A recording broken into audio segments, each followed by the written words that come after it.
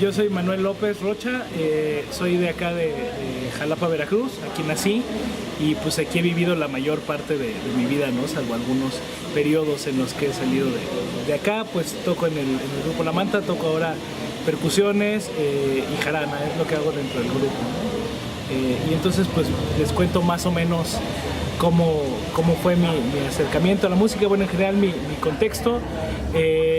Como les decía, yo nací aquí estudié hasta la prepa y después de ese periodo me fui a vivir a la Ciudad de México a estudiar diseño gráfico en la UAM Xochimilco. Yo en realidad de profesión soy diseñador gráfico y actualmente pues mezclo mi trabajo entre las dos cosas, ¿no? Entre hacer diseño, hago diseño de tipografía sobre todo, de diseño editorial, diseño gráfico en general, doy clases también de diseño y aparte pues hago música, ¿no? Cuando se puede. Y sobre todo hago música ya a nivel más profesional, pues con La Manta. Fuera de eso, en realidad es una cosa más de afición que de profesión, ¿no? Aunque, pues sí, lo que hacemos con el grupo, pues ha logrado tener un espacio también de música pues más profesional. Y bueno, ¿cómo empezó el asunto de la música? En mi caso fue un poco raro, quizá no fue tan natural como sucedió en el caso de mis otros compañeros, que creo que han sido músicos de alguna manera desde siempre. Yo siempre tenía como algún acercamiento hacia las artes, sobre todo hacia lo que tiene que ver con lo gráfico, ¿no? Desde niño me recuerdo dibujando, haciendo cosas y de pronto también entre las cosas que me procuraban mis papás, que fueron los que siempre me guiaron como por este camino, a pesar de que ninguno de ellos se dedica a eso. Mi mamá es bióloga, mi papá es médico. Entre otras cosas, de pronto me acercaban a algún instrumento de juguete, de pronto yo me armaba cosas con latas. Tengo por ahí unas fotos que mi papá me había armado con unas tablas y unas latas con una batería cuando yo tenía como 3 años. Lo que siempre me gustó fue escuchar música, ¿no? Como consumir cosas que tuvieran que ver con esto. Y creo que el punto definitivo como para que yo al final terminara dedicándome un poco más en serio o más de lleno a la música, pues fue cuando tenía como unos 14, 15 años, ¿no? Como en la etapa de la secundaria.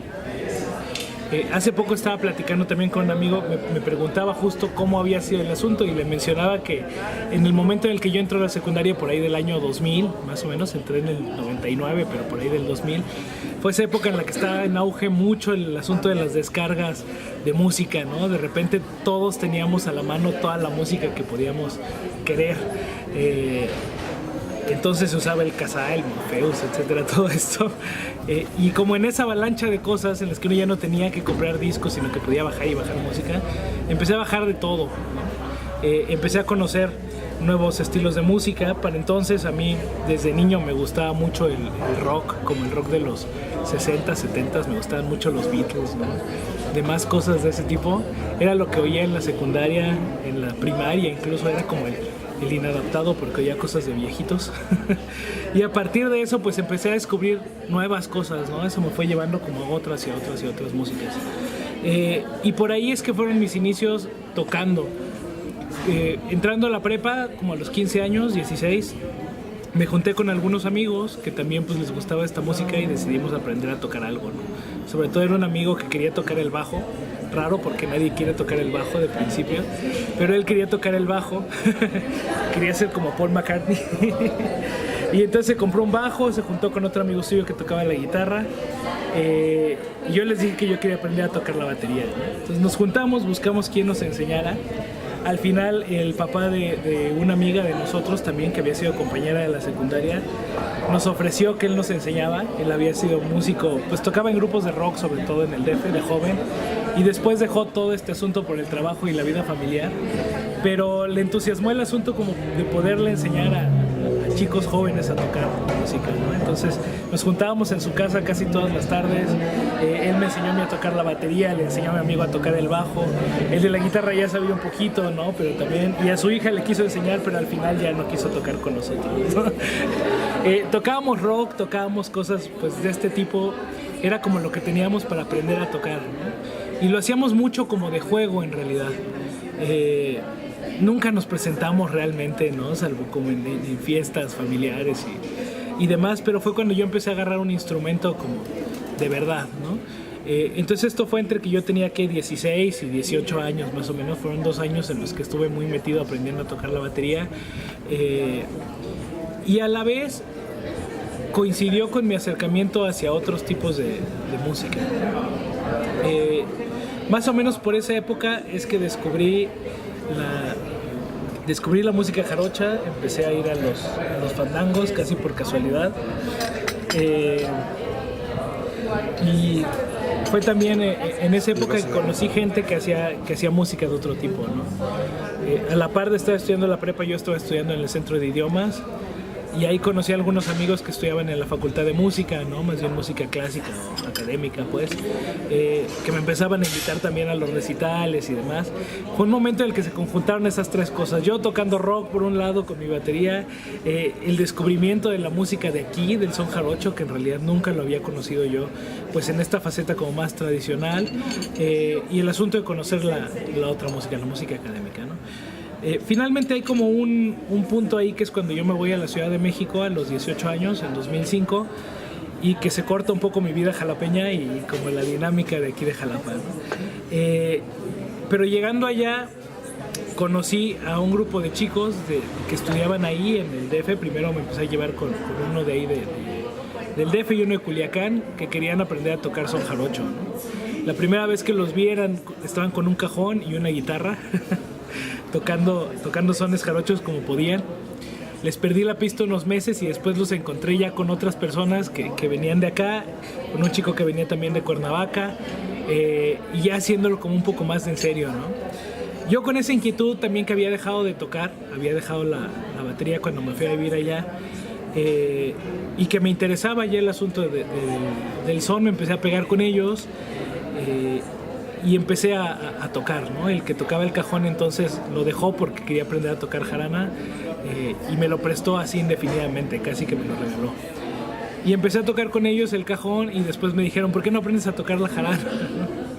Y en una avenida Jalapa, una amiga, Ana Valderrama, tenía una jarana por ahí que le había regalado a su vez otro amigo, laudero, Arael Anda, que alguien le había dejado ahí.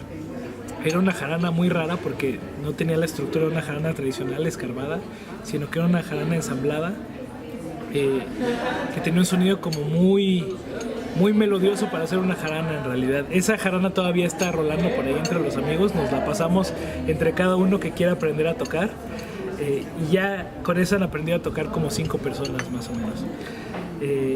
Entonces así fue que empecé en realidad a tocar la jarana y el cajón y aprender son jarocho.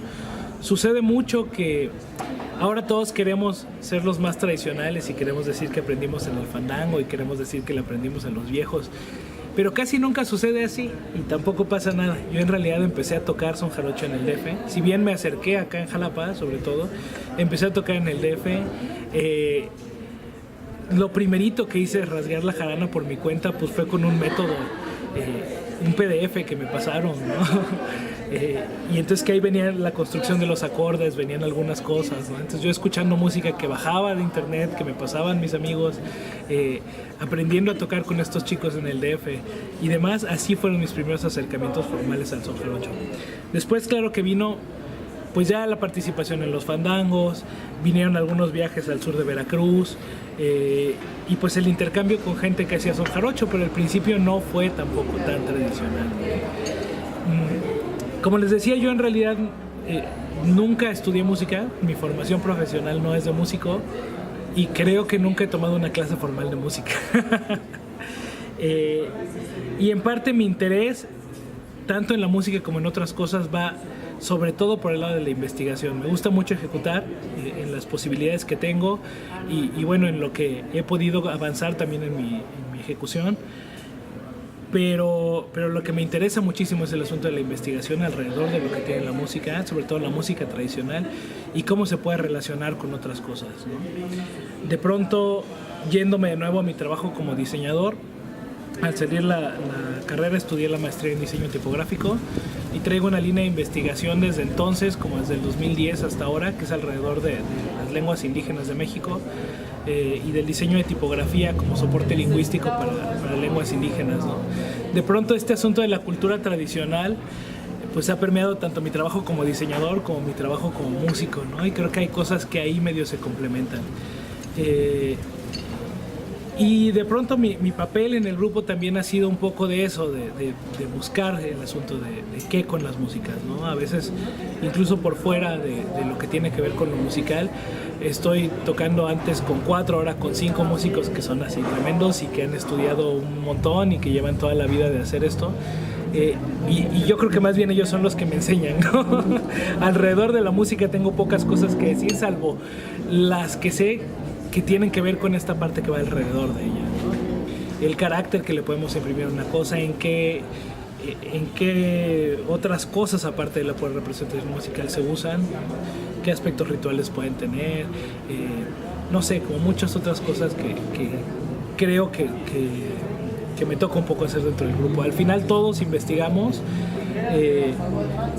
pero bueno, es algo que también me ha servido mucho dentro del grupo, ¿no? El saber hacer un poco este tipo de cosas. Bueno, mi llegada a La Manta en realidad fue porque conocía a los que formaron entonces el proyecto, ¿no? Pero también el asunto de cómo los fui conociendo, pues también tiene su historia, ¿no? Cuando yo estudiaba en el DF, que también fue cuando empecé a tocar son jarocho y a juntarme con esta gente, conocí a una chica de Jalapa que era bailadora con el grupo de son jarocho que teníamos ahí en la UAM, Arcelia Hernández, y ella entonces era novia de un músico, bueno, entonces era estudiante de guitarra acá de Jalapa, Rodrigo Lomán, que es compositor y demás. Él además siempre había sido mi vecino de niño, ¿no? Entonces nos conocíamos, pero nos habíamos perdido de la pista durante un buen rato. Cuando yo conozco a Arcelia allá en el DF, en unas vacaciones acá en Jalapa, me presenta a Rodrigo, resulta que yo ya lo conocía, y nos empezamos a hacer amigos. Para entonces Rodrigo traía un proyecto de hacer canciones, quería ser cantautor. Al final dejó de ser cantautor, se convirtió en compositor, pues, de muchas cosas.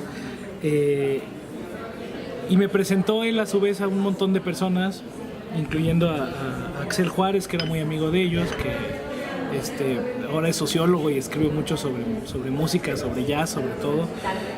Me presentó también a Eloy, que pues ahora es el cantante, el guitarrista de La Manta, que para entonces era compañero suyo de guitarra en la Facultad de Música. Y entonces se armó un grupito de gente que nos hicimos también amigos, ¿no? Entonces en mis viajes a Jalapa, que si al final de la carrera empezaron a ser cada vez más frecuentes también, pues seguido hacíamos cosas. Entonces nos reuníamos, había un bar que se llamaba Noche de Ronda, estaba enfrente de lo que es el Gimnasio Omega. Nos juntábamos ahí los fines de semana y ahí se reunían a tocar, ¿no? Sobre todo a tocar canciones. Ahí conocí también a Víctor Díaz, Manox, que es de Oaxaca, Rogelio Limón, que entonces también estudiaba guitarra, pero pues también le gustaba el asunto de la canción de autor. Y en ese ambiente pues me empecé a pegar con ellos y empecé pues a acompañarlos también en la percusión. Entonces yo estaba aprendiendo a tocar cajón, bueno pues ya tocaba algo de cajón entonces, y me empecé a juntar con ellos y a tocar. Estuve tocando con Rodrigo un buen rato, los ratos en los que yo venía a Jalapa y él tenía alguna presentación. Después empecé a tocar con Víctor Díaz también. Y un par de años después, Eloy abrió un bar, empezó un negocio de un bar chiquito en donde invitaba también a tocar amigos.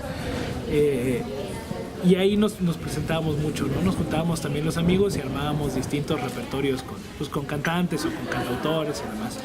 Para esto Eloy también estaba empezando como más en serio a tocar son huasteco, ¿no? Si bien pues él es de allá y siempre lo había oído y tenía su jarana y demás, en ese momento yo creo que fue cuando más se empezó a clavar, a estudiar el son huasteco y a tocarlo.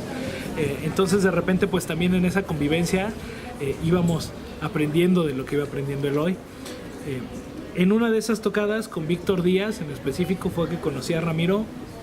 Fue un poco raro porque yo venía llegando de Veracruz, hice una escala del DF a Veracruz para un evento y llegué el sábado en la noche acá a Jalapa y me preguntaron si podía tocar con ellos. Entonces llegué ya empezado el concierto, me puse mi cajón, me puse a tocar. Fue un poco improvisado todo, tocamos con Víctor Díaz esa vez y al terminar me dijeron, oye, el de la flauta que estuvo tocando te lo presentamos, se llama Ramiro y viene llegando de Tampico. Entonces así fue como conocí a Ramiro. Y yo creo que este espacio hizo que pudiéramos empezar como a convivir musicalmente varios de nosotros. Unos meses después de que llega Ramiro y llega Carlos Zambrano acá, yo estaba en mis viajes entre estar estudiando en el DF y de pronto venir, y en una de esas venidas pues me lo presentan también. Junto con otros amigos lo íbamos a ver tocar. Tocaba entonces Carlos con Ramiro y con Diego Salas.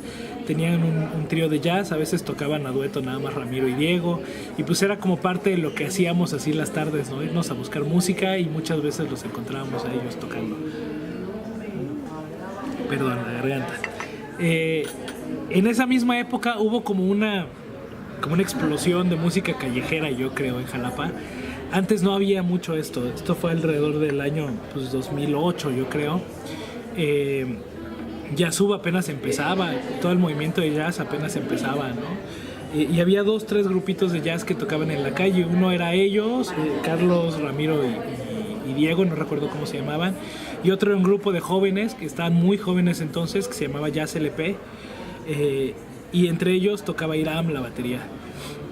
Entonces yo tenía que como 21 años, y Iram debía tener seguro como 19, 20. Y también muchas veces coincidíamos, ¿no? Los íbamos a ver tocar y bueno, de ahí es que lo conocí. Después de esto, yo no me enteré mucho de ese proceso porque te digo que vivía fuera de acá, pero cuando llega Carlos, está Ramiro, está Eloy. Eloy y Ramiro se conocían de mucho antes, desde Tampico. Forman un grupo para acompañar el disco de la mamá de Eloy, que se llama Cecilia Guinea, que es cantautora. Y a mí me muestran el disco en una de esas veces que yo vengo de vacaciones, ¿no? Me gustó mucho el asunto de lo que hacían. Y tiempo después, un día me encuentro con Eloy y me da 2 noticias. Dice: me acabo de rapar y acabo de armar un grupo. Y me dice: es un grupo que se llama La Manta. Nos juntamos Ramiro, Carlos y yo con un chico que toca las percusiones y estamos haciendo arreglos de música tradicional. Me enseñó algunas grabaciones que estaban haciendo. Unas semanas después tocaron en una fiesta particular, me mandaron los videos, ¿no? Y a mí me gustó mucho eso que hacían. Yo para entonces estaba en mis últimos, yo creo que 2 meses de la carrera, como debió ser más o menos como en junio de 2009, no, un poco antes, yo creo como en mayo de 2009, este asunto de que me mostraron lo que estaban haciendo con el grupo. Y me invitaron una vez también a escucharlos. Hicieron como un ensayo para varios amigos. Después hicimos una fiesta y eso, ¿no? Y me gustó mucho. Les di mis comentarios. Después estuvimos tocando un rato ahí en la azotea donde vivía Ramiro entonces, acá en el centro. Y un día faltaban como una semana para que yo me viniera de regreso a vivir a Jalapa. Estaba terminando allá en México. Y me escribe Eloy y me dice: oye, es que pues si ya vas a venirte para acá, quisiéramos pues que vengas a ensayar con nosotros, a ver si te puedes integrar, ¿no? Porque pues ya que tú tocas la jarana y que tocas el cajón y que has estado medio metido en el asunto del son jarocho, pues bueno, me hacen la invitación para venir al ensayo y ver pues qué podía aportar, ¿no? Para entonces la idea de La Manta tampoco era la idea de hacer un grupo profesional, no sabíamos qué iba a salir. Estaban pues explorando alrededor de la música tradicional. Había cosas que Eloy ya conocía del son huasteco, había cosas que Carlos conocía también más o menos alrededor de la música huasteca, lo que podía traer Ramiro de la música norteña, pero en realidad tampoco habíamos profundizado tantísimo en el asunto, y sobre todo pues el lenguaje que ya traían todos ellos de todo lo que habían tocado antes, ¿no? En realidad todos han sido músicos muy versátiles que han tocado desde Mozart hasta Arjona, yo creo. Entonces nos juntamos para ver qué salía en La Manta. Llegué, ensayé con ellos, repasamos las piezas que tenían y empezamos a proponer nuevas cosas también, ¿no? Como un mes después, más o menos, hicimos nuestra primera presentación. Éramos 2 percusionistas entonces. Estaba Felipe Herrera, que tocaba, nos repartíamos, a veces tocábamos los 2 el cajón, estaba medio extraño eso, a veces él incorporaba como algunas otras piezas de la batería o nos repartíamos. De repente yo empecé a agarrar la jarana también para algunas piezas nuevas que empezamos a montar, y así fue como llegué yo a La Manta. En junio de 2009 tuvimos la primera presentación les decía, una galería que había aquí en el centro, que cerró poco tiempo después. Y después de eso nos fuimos a una pequeña gira en la Huasteca, más bien como acompañantes de Cecilia Guinea, de la mamá de Eloy. Pues ya todos nos sabíamos las piezas del disco, yo más bien ahí me integré, pero ya lo había oído una y otra vez y ya me lo sabía. Y presentamos ahí, pues por primera vez también fuera de Jalapa, muy pronto, poco menos de un mes de habernos presentado por primera vez, presentamos ya el proyecto fuera de aquí, estuvimos en Ciudad Valles, estuvimos en el Festival de la Huasteca, ¿no? Y ahí nos lo empezamos a tomar también más en serio. Y bueno, pues esa es la historia de cómo llegué yo a La Manta. Bueno, la música de La Manta es una cosa extraña. Una vez nos presentamos en un festival en Tamaulipas. Llegó el presentador, el que iba a ser el presentador, y nos preguntó muy serio que le habláramos sobre nuestra música. Le dimos como media hora de explicación y no anotaba. Le dijimos, ¿no quiere anotar? Dijo, no, yo todo me recuerdo aquí.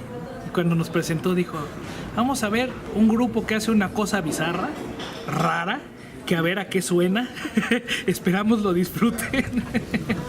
Y esa fue su presentación. Entonces a nosotros siempre nos da mucha risa eso y hacemos burla de eso, pero un poco para nosotros también fue lo mismo, ¿no? Teníamos una idea de lo que íbamos a hacer, sabíamos que iba a ser raro y esperábamos disfrutarlo también. Te contaba un poco la historia de cómo nos juntamos. Cada quien tendrá como su versión de cómo se fue juntando con los demás, pero básicamente fue así, conociéndonos los unos a los otros.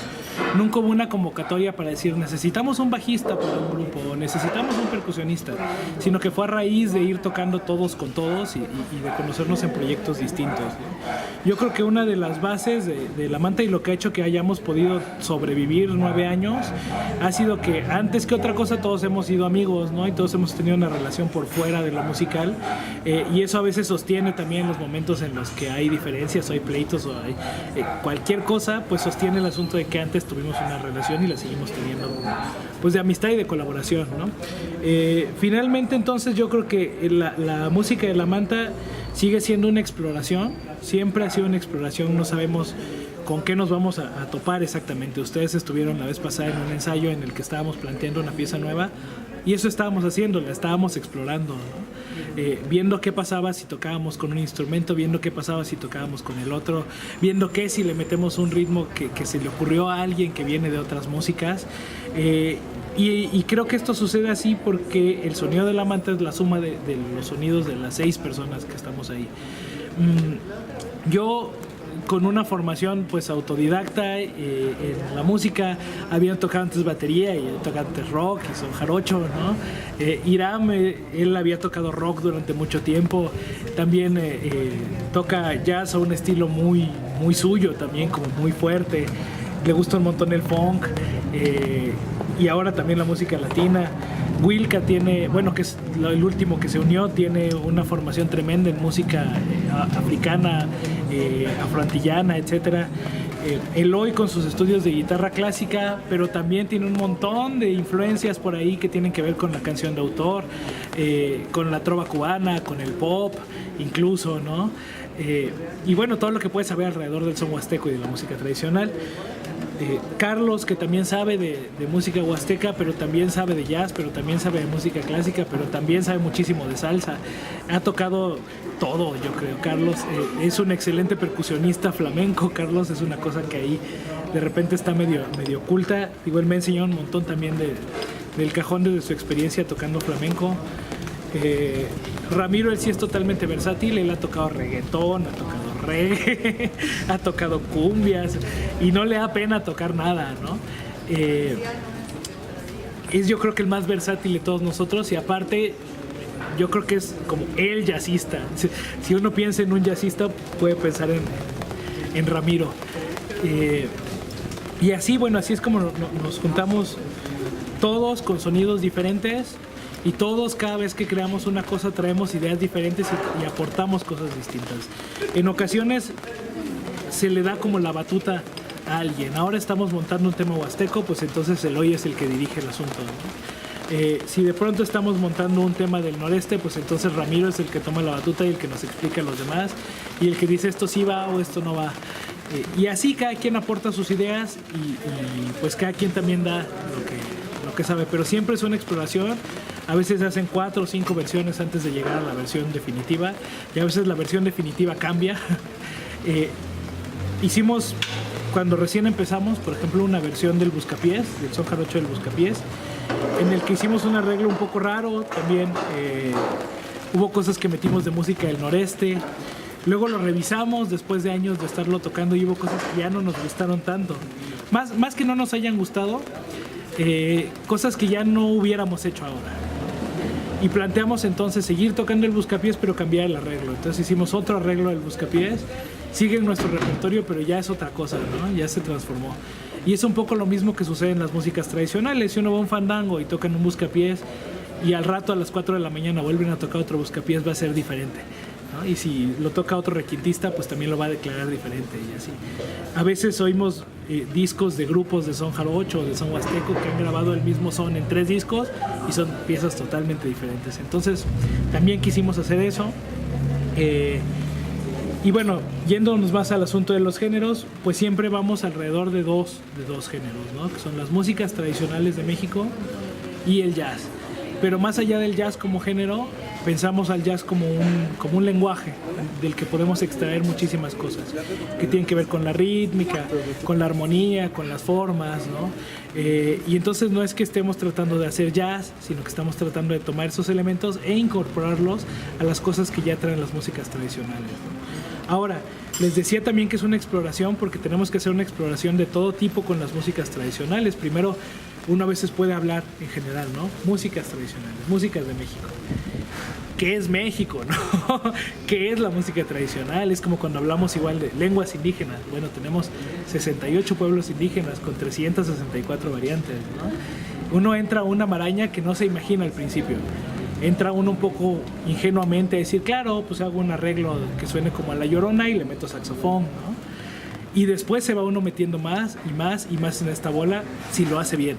Si no lo hace bien, siempre se cae en la superficie, ¿no? Y uno aparte, digo, el grupo nos ha dado 2 cosas como de ida y vuelta. Nos ha llevado a conocer el país y el conocer el país nos ha traído cosas hacia la música también. De pronto hemos llegado a lugares, ver cómo se vive ahí, cuál es la situación, incluso social, últimamente de violencia, ¿no? También de las costumbres de la gente, del clima, de muchas otras cosas que nos trae a revisar también después nuestra música y qué estamos proyectando con eso, ¿no? Ver cómo podemos decir también lo que nosotros vamos viviendo en ese proceso, incorporar un mensaje que a veces es político, a veces no, a veces solo es como lúdico, ¿no? Y pues sí es de una constante exploración. Ahora, a nivel musical, el asunto de incorporar distintos instrumentos ha sido también un reto complicado. Primero porque hay que conocer las formas de las músicas tradicionales a los que nos estamos metiendo. En algunas, como el son jarocho que tenemos aquí a la mano, o como el son huasteco que está un poco menos a la mano, pero también, y bueno, que tenemos gente en el grupo que lo conoce, ¿no? O la música del noreste que está también ahí con Ramiro y que hemos visto en nuestros viajes y demás, no son tan difíciles de abordar porque tenemos más elementos.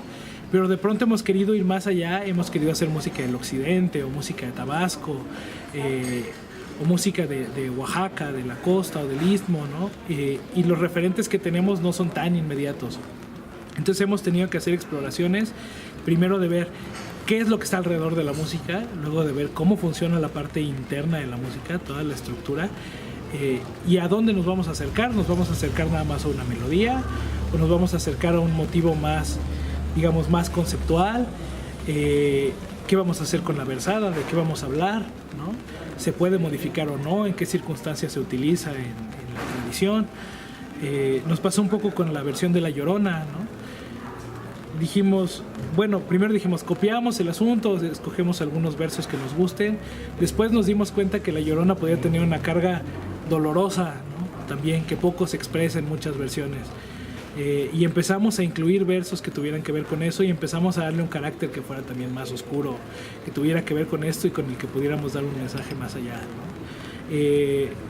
Una vez hicimos un arreglo del Pajarillo Jilguero, que es una columbia de la Costa Chica de Oaxaca, y ahí decidimos no tomar mucho la melodía ni la instrumentación que tiene originalmente, sino tomar más la parte conceptual y hacer un arreglo totalmente diferente en instrumentación, ¿no? En otros casos, como en los primeros arreglos que hicimos de música huasteca, Ahí sí más bien escogimos versiones interpretadas por tres huastecos y los tradujimos a lo que podían hacer nuestros instrumentos.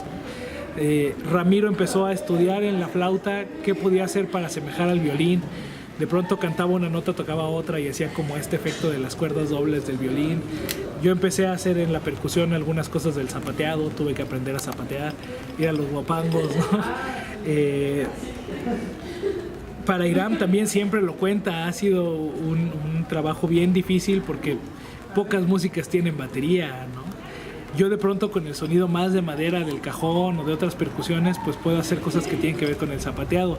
Él en las cosas que no llevan batería pues tiene que complementar esto y tiene que buscar otras cosas por fuera, ¿no? El bajo eléctrico también, cómo traduces el sonido de una guitarra rasgueada a un bajo eléctrico, como de una quinta guapanguera, por ejemplo. Y últimamente la adición de la marimba pues ha traído también otros retos. A veces hemos hecho cosas como incluir una jarana huasteca y una jarana jarocha, que son instrumentos tradicionales, pero de estas regiones, haciendo las veces de una guitarra de golpe michoacana, ¿no? Y de cosas que pueda hacer un arpa. Entonces siempre estamos también convencidos de que los géneros musicales no son instrumentación, o sea, género no es instrumentación. De pronto en cierto contexto sí van de la mano, pero tienen otros elementos musicales y extramusicales que los hacen ser ese género, independientemente de los instrumentos con los cuales se tocan, ¿no? Entonces una de nuestras premisas es que nosotros podríamos tocar son jarocho con un fagot siquiera, ¿no? O podríamos tocar, no sé, rumba flamenca en piano o demás. Y entonces así, a partir de esa premisa que tenemos, intentamos también, con lo que tenemos a la mano, intentar acercarnos a los sonidos, ¿no? Y pues siempre es una exploración y siempre es una interpretación también de lo que nosotros podemos percibir de cada una de las músicas. Y al final es una suma de sonidos de lo que hacemos los seis, ¿no? También estos cambios que ha tenido nuestro trabajo pues se han debido un poco a la edición y cambio de integrantes. Empezamos siendo 5, les contaba con Felipe y yo en la percusión. Un año después sale Felipe, que estaba estudiando química y ahora se dedica más bien a ser químico, y entra Hiram. Hiram entonces tocaba con Jazz LP, ensayaban allá abajo de donde nosotros estábamos, y entonces pues fue nuestra primera opción para llamarlo a tocar con nosotros, ¿no? Entonces fue un primer cambio de sonido e incorporar lo que podía traer Hiram también. Así estuvimos durante muchos años, y hace 2 años yo tuve hice un viaje de 3 meses a Argentina. Me fui y tuvieron una presentación y entonces llamaron a Wilka para suplirme, y cuando regresé dijeron, es que ya queremos ser 6 mejor. Y entonces incluimos a Wilka, incluimos también con Wilka toda la formación que él puede tener, todos los referentes que tienen y los instrumentos que tocan, ¿no? Entonces hemos replanteado casi todo el repertorio para incluir la marimba y para incluir las percusiones de mano que toca Wilka, y ha sido como una nueva transformación.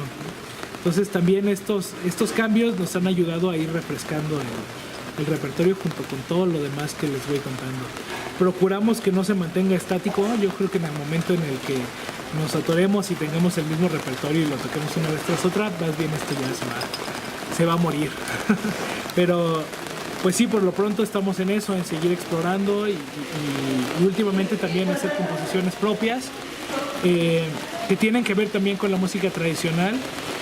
Creo que hemos asimilado bien algunos elementos de la música, de la versada, etcétera, y ya eso ha hecho que nos podamos meter a hacer música original que tiene que ver, al menos en la forma y en el concepto, pues con lo que tienen que ver también las músicas tradicionales, ¿no? Eso sí, nunca intentamos nosotros decir que somos músicos tradicionales, porque sería una mentira, sería poco honesto. Para eso existe también la música tradicional en su forma, que además tiene otros elementos y otras funciones sociales.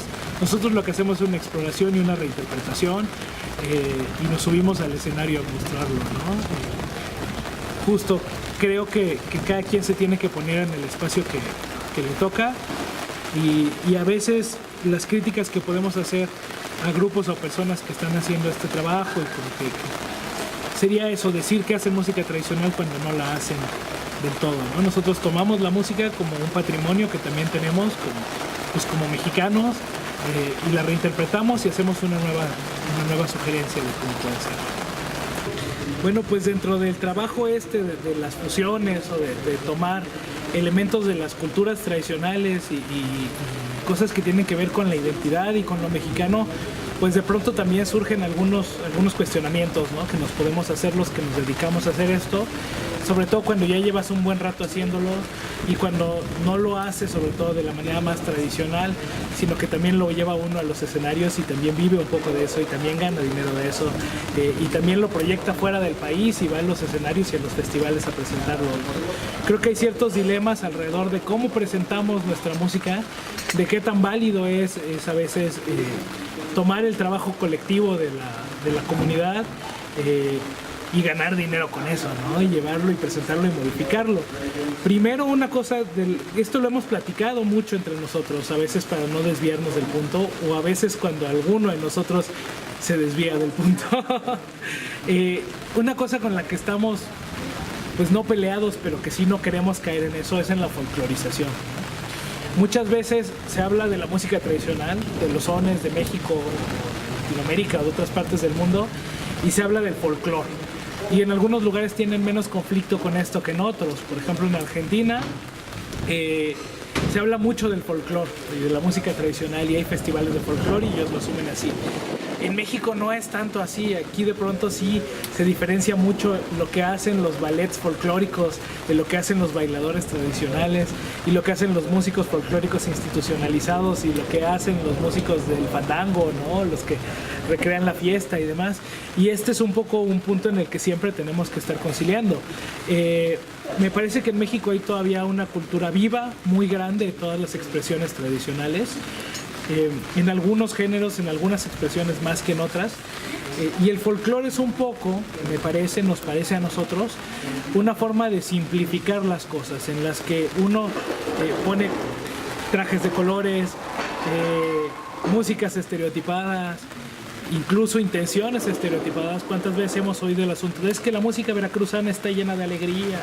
¿No? Y no siempre es eso, ¿no? Creemos que las músicas tradicionales sí, toda la expresión de la cultura tradicional, lo que tiene que ver también con vestimentas, con formas de hablar, con comida, con literatura, con poesía, etcétera, pueden reflejar una gama enorme de cosas que no se tienen que basar en una sola y tienen muchas formas de hacerlo. Por eso es que hemos decidido investigar y por eso es que nos hemos clavado un poco en este asunto y siempre buscando no caer en esa forma estereotipada de hacer las cosas, ¿no? No caer en la folclorización, no caer en el asunto de que sea una música o algo para vender, que no sea como para los turistas. Podría ser muy fácil salir al escenario con un penacho de Moctezuma y un molcajete colgado, ¿no? Y eso claro que les va a gustar mucho a los gringos y que se va a parecer a la película de Frida y claro que atrae, ¿no? Pero hay que evitar este asunto, hay que buscar en otros lados. Hay un montón de riqueza, hay un montón de formas de vestirse y eso también es lo que queremos explorar. De repente, al principio empezamos a hacer como los grandes hits de la música mexicana, ¿no? La Llorona, La Bruja, y nos preguntan mucho, ¿por qué no tocan la bamba? ¿Por qué no tocan el querreque? Podemos hacerlo, pero también podemos investigar y podemos buscar parte del repertorio de las músicas mexicanas que ya no se toca tanto. Podemos contribuir de pronto a darle otro aire a las cosas. No nos gusta nunca hablar de rescatar, porque nosotros nunca seremos rescatadores de ninguna tradición, pero sí podemos también tomar de lugares que no están tan explorados, que no están tan visitados, ¿no? Y hablamos siempre de la identidad, también de la identidad, de lo que nos identifica como mexicanos, pero también como adultos jóvenes, ya no digo nada más jóvenes como antes, que vivimos en Jalapa, en un lugar donde llegan un montón de personas de todos lados, que somos personas de distintas partes del país, que estamos viviendo en 2018, en un ambiente donde tenemos pues tecnología y un montón de cosas, ¿no? No vivimos en el campo y demás. ¿Qué podemos decir desde aquí también para ser honestos? ¿Cuál es nuestra identidad? Y en ese punto nos vamos como a otro de los dilemas, ¿no? Cuando hablamos de México, ¿de qué es México? ¿Cómo nos podemos distinguir como mexicanos, ¿no?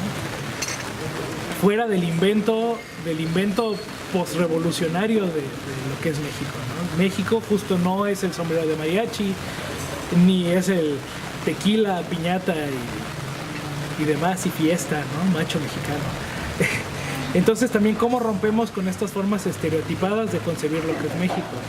Cómo concebimos que no vivimos en una cosa sola que se llama México, ¿no? O sea, cómo podemos hablar de identidad cuando no sabemos tampoco qué es, cuando la identidad de la persona de Tampico y la de Oaxaca y la de Jalapa y la de Monterrey y la de Yucatán son cosas totalmente diferentes, ¿no? Les hablaba un poco de mi trabajo que he hecho aparte con las lenguas indígenas y esto me ha servido todavía más para darme cuenta de esto, ¿no? Como México tampoco es siquiera una sola nación, sino que es un estado que tiene muchas naciones adentro, ¿no? Muchas naciones indígenas y muchas naciones también de otro tipo.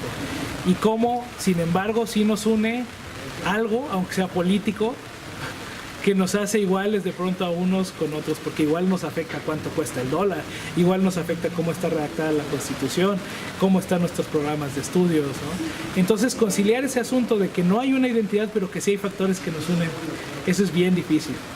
Y al final hemos llegado, cuando hemos hablado de estos asuntos quizá más filosóficos también, a pensar y expresar que la cultura mexicana entonces está sustentada solo en una cosa, que es en la diversidad. Y que entonces cuando hablamos de que somos mexicanos y que tenemos una identidad mexicana, solo podemos decirlo si la basamos en eso, en reconocer que no hay un México, en reconocer como nuestra riqueza no el sombrero de mariachi, sino todas las vestimentas que pueden existir, ¿no? No la bamba ni el cielito lindo, sino toda la gama de géneros musicales que existen. No somos muy mexicanos porque hablamos español, sino porque reconocemos que existen casi 70 lenguas en el país, ¿no? Entonces este asunto también siempre está presente ahí, y a esto también le podemos sumar las cosas que vienen de fuera, y creo que así es como hemos conciliado un poco el mosaico que podemos hacer dentro de lo que hacemos como músicos, de decir, bueno, estamos utilizando, echando mano de todo lo que existe en este espacio que políticamente nos corresponde, que es México. Es una herencia cultural que también tenemos y a la cual tenemos derecho a tomar elementos sin estar como afectando a nadie en realidad. Pero también podemos sumar las otras cosas que son parte de nuestra cultura, que igual vienen de afuera, como puede ser el jazz, como puede ser el rock, ¿no? Como puede ser las computadoras y los celulares y los instrumentos electrónicos, no sé, todo lo que podemos tener ahí, también asumirlo como parte de esta identidad que se va construyendo y que uno nunca viola los principios de la identidad y nunca está como profanando la tradición, porque en realidad siempre se va nutriendo de muchas cosas y siempre es diversa, ¿no? Con eso nos podemos sentir tranquilos, y por otra parte también siempre hay que procurar no hacer copias nada más. De esto yo creo que ya hablaron mis compañeros, porque hacer copias entonces sí está siendo poco legítimo, ¿no? Cobrar y viajar y subirse a los escenarios con un montón de luces, nada más copiando lo que hicieron otras personas, sin dar el crédito, y aquellas personas que queremos que se mantengan allá en el folclore del rancho, ¿no? Tampoco asumiendo que puedan salir de ahí, eso sí, no me parece muy derecho, ¿no? Lo que sí podemos hacer es tomar eso, pero también tomar lo que nosotros traemos aparte y reconstruirlo, ¿no? Y así sí me parece más legítimo entonces estar haciendo otras cosas, porque estamos vendiendo un producto nuevo, estamos viviendo, lucrando, si quieres decirlo así, con un producto nuevo, con algo que construimos, con un montón de herramientas que tenemos aparte, ¿no? Y eso es lo que siempre tratamos de hacer, siempre tratamos de construir y no solo de copiar, ¿no? Y este otro punto que te hablo, de cómo a veces podemos hablar como de la profanación de la tradición, o a veces incluso hablamos de que es que antes era mejor porque la gente en el rancho no tenía celulares y porque la gente no oía música en inglés, y porque, pues no, también tenemos que aceptar que cambian las cosas y que no podemos también estar queriendo que las cosas se mantengan de una manera, que la gente porque nació en un lugar no tenga acceso a la tecnología, a la cultura, a las lenguas, a otras cosas, y nosotros que vivimos en la ciudad sí, ¿no? Porque eso es querer folclorizar lo otro y tenerlo como un atractivo turístico. Más bien tenemos que aprender a vivir con todas estas cosas, pero saber voltear a ver la tradición, ¿no? Y en algún punto, quizá la tradición que existió en 1800 va a ser muy distinta a la que existió en 1950 y totalmente diferente a la que existió en 2018. Pero lo que sí no tenemos que dejar que se pierda, entonces, el hilo de la tradición aunque sea transformada. Al final también las tradiciones son inventadas, ¿no? Sino de dónde surgieron y también se reinventan. Entonces otro de los puntos que tomamos nosotros, nunca aspiramos a que nuestra música sirva para la base de la tradición, porque sabemos que no va por ahí, pero sí asumimos que la tradición no tiene que ser única y no tiene que ser igual, y tampoco estamos como siempre con este asunto de la añoranza, ¿no? De todos modos siempre hay que voltear a ver qué es lo que se está haciendo, qué es lo que se hacía antes y no dejar como el punto histórico y no dejar de lado, no querer nosotros inventar en este momento una tradición que viene de siglo, ¿no? Entonces es complejo el asunto, tiene que ver con cómo concibes la historia, cómo concibes el presente y cómo concibes el asunto de la multiplicidad de factores que existe en un lugar como México también, en el que estamos justo en el trópico, con un montón de climas, con un montón de culturas, ¿no? Bueno, pues eso.